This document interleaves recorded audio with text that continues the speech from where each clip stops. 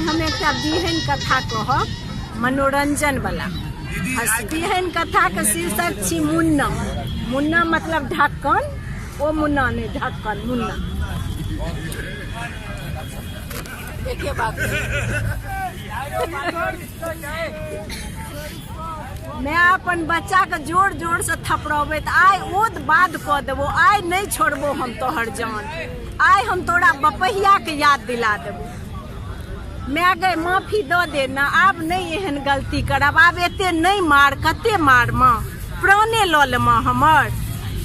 ताबे तक उम्हर से दादी एलखिन बौआ के, हे हे हे हे चंडालनी छिए गमक रानी, कहू तऽ नेना के कतौ लोक एना मारलक, की केलक ओ से कहू तऽ, की केलही रे मंचन माँ, ओइ बौआ के नाम रहे मंचन, की केलही रे मंचन माँ जे ते चंडालनी जकाँ मारै छौ।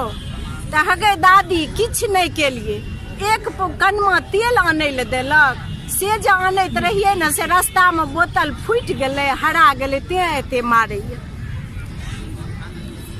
ये गमक रानी कहू तऽ एहनो कतौ भेलै, एक कनमा तेल लहाँ नेना के एते मारै छी से कहू तऽ, की कहबनि लाल काकी, जाओ हम की तेल ल जाओ, तेल जाओ कतौ शीशी फोड़लक सेहो जाओ, हॉर्लिक्स वाला शीशी देने रहिए तेल आनै ल सेहो फोड़लक, कतौ जाओ, ई मुन्ना किया फेंक देलक।